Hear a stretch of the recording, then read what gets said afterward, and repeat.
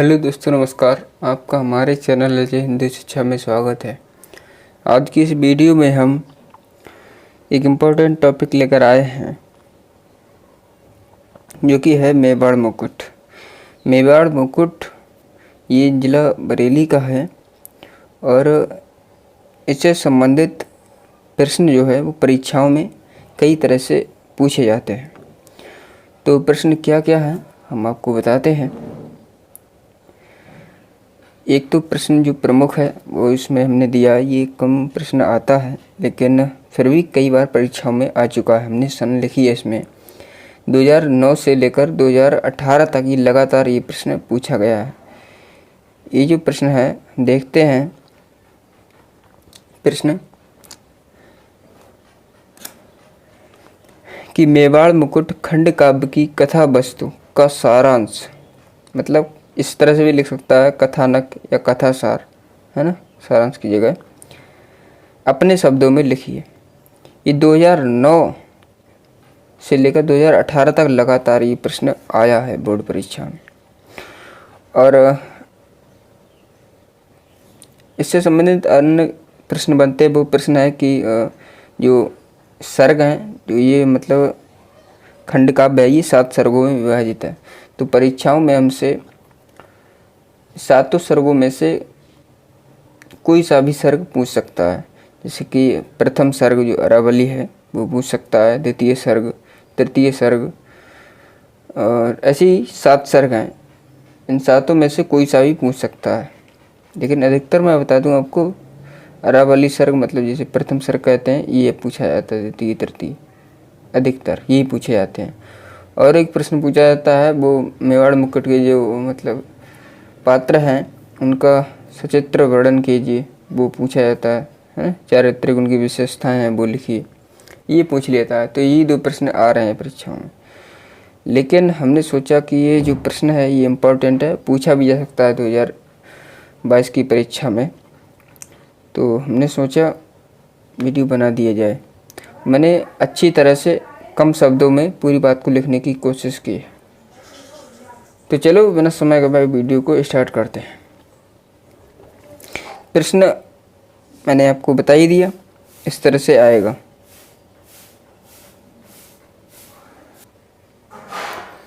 तो उत्तर हम देखते हैं किस तरह से आपको लिखना है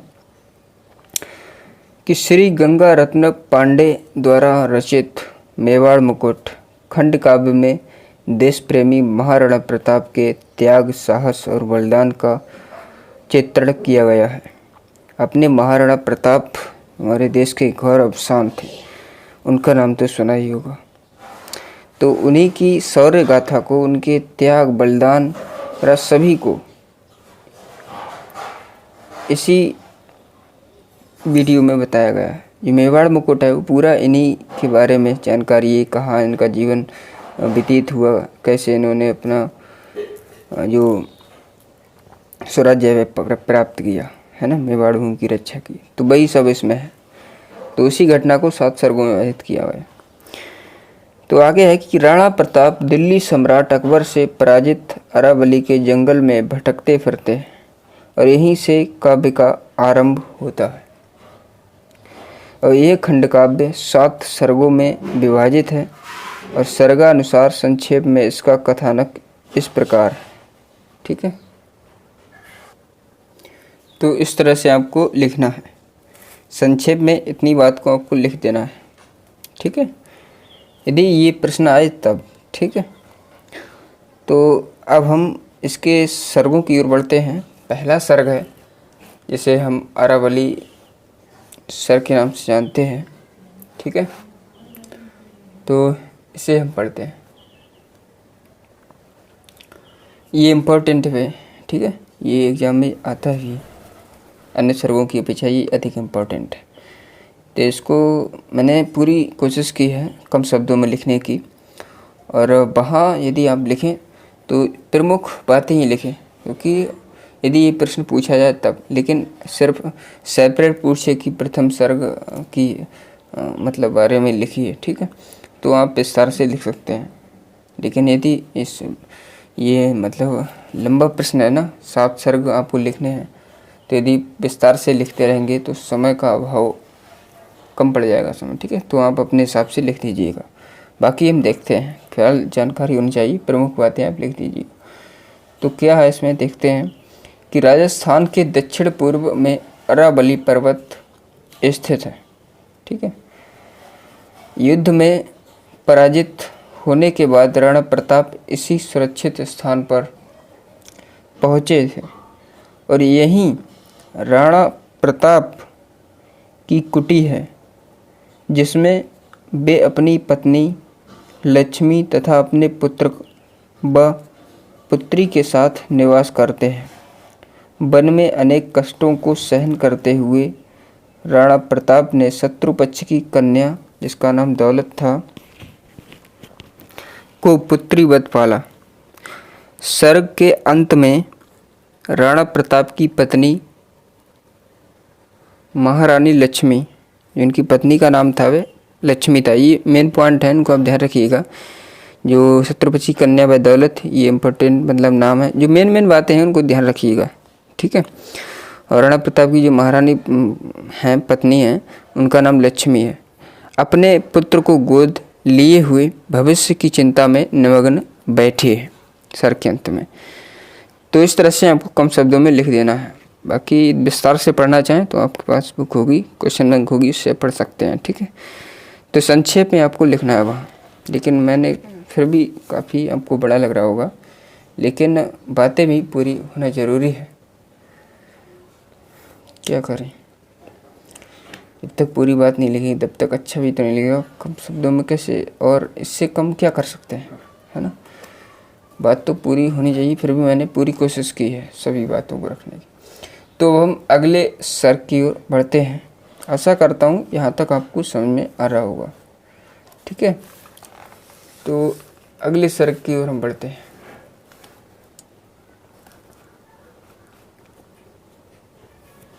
अगला सर्ग है द्वितीय लक्ष्मी। ये लक्ष्मी के नाम पर है, जो कि इनकी महाराणा प्रताप की पत्नी है ना, उनके नाम पर है। तो इसमें क्या लिखना है कि इसका नामकरण महाराणा प्रताप की पत्नी लक्ष्मी के नाम पर हुआ है, ठीक है।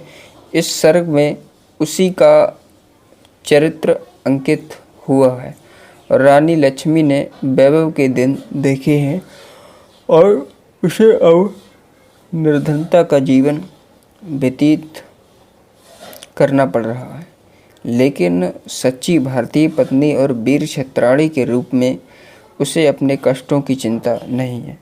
जो प्रमुख बात है वो आपको लिख देना, बाकी तो पढ़ने के लिए बहुत कुछ है लिखने के लिए, ठीक है।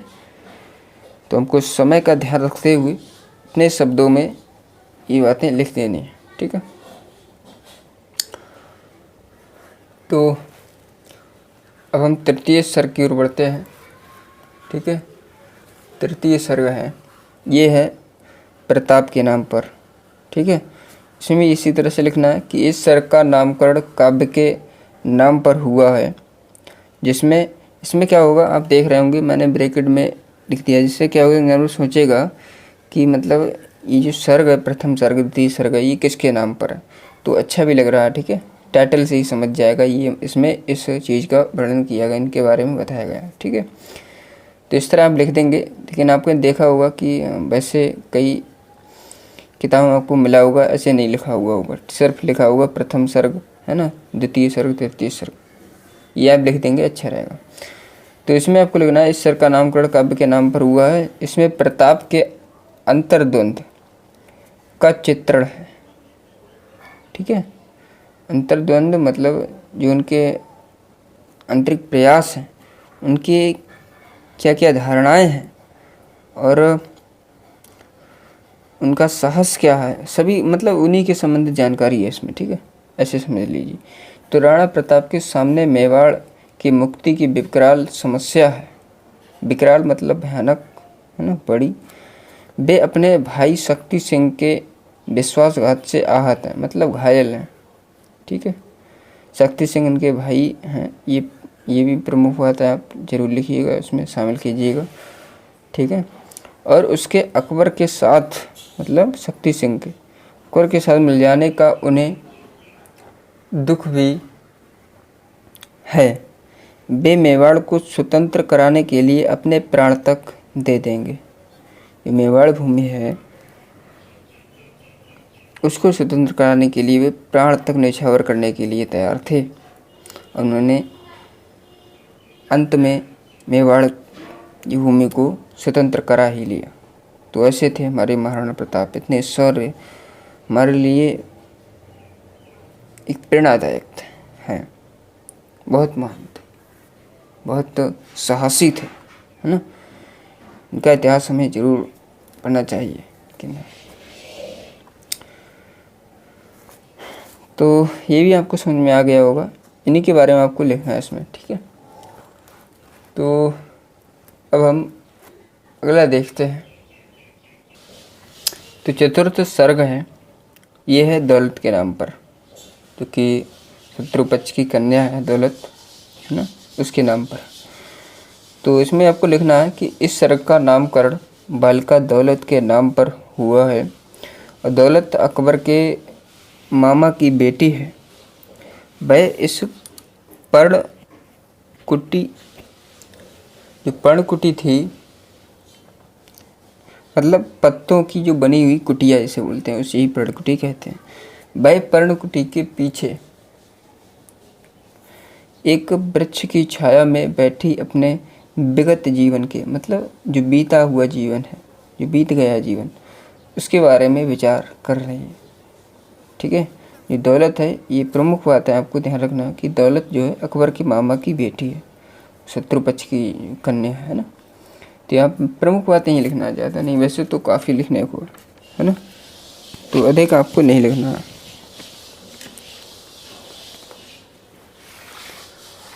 तो आगे इसमें और है कि राणा के भाई शक्ति सिंह पर दौलत का मन आकृष्ट है। वह शक्ति सिंह और प्रताप की तुलना करती हुई कहती है कि ये प्रताप सूर्य है।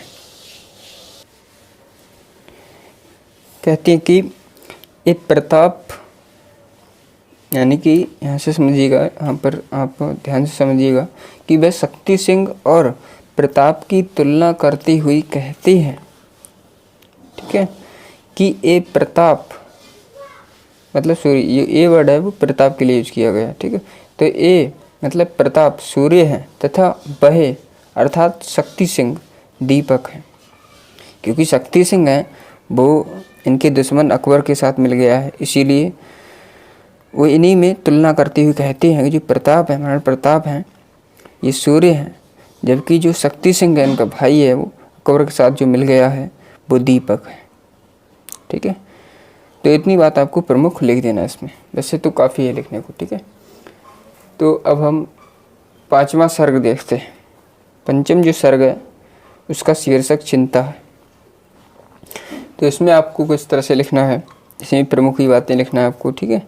तो इस सर्ग का शीर्षक चिंता है और दौलत के पास पहुंचकर राणा उसके एकांत चिंतन का कारण पूछते हैं और दौलत अपने को परम सुखी बताकर स्वयं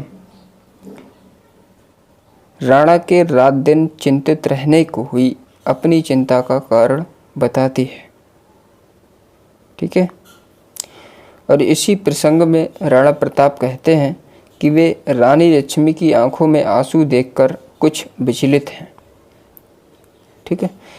तो चिंता है इसका, तो चिंता के बारे में आपको मतलब इससे संबंधित जो बातें हैं पढ़कर लिख सकते हैं। प्रमुख ही बातें मैंने लिखी है, ठीक है। तो इस तरह आप लिख दीजिए शॉर्ट में। तो अब हम छठा सर्ग देखते हैं जो कि पृथ्वीराज। इम्पोर्टेंट है छठा सर्ग, वैसे पूछता नहीं है दिखता, लेकिन ये इम्पोर्टेंट है, ठीक है। षष्ठ सर्ग, सप्तम सर्ग, ये वैसे पूछा भी गया कई परीक्षाओं में, लेकिन इम्पोर्टेंट है भाई ये, ठीक है।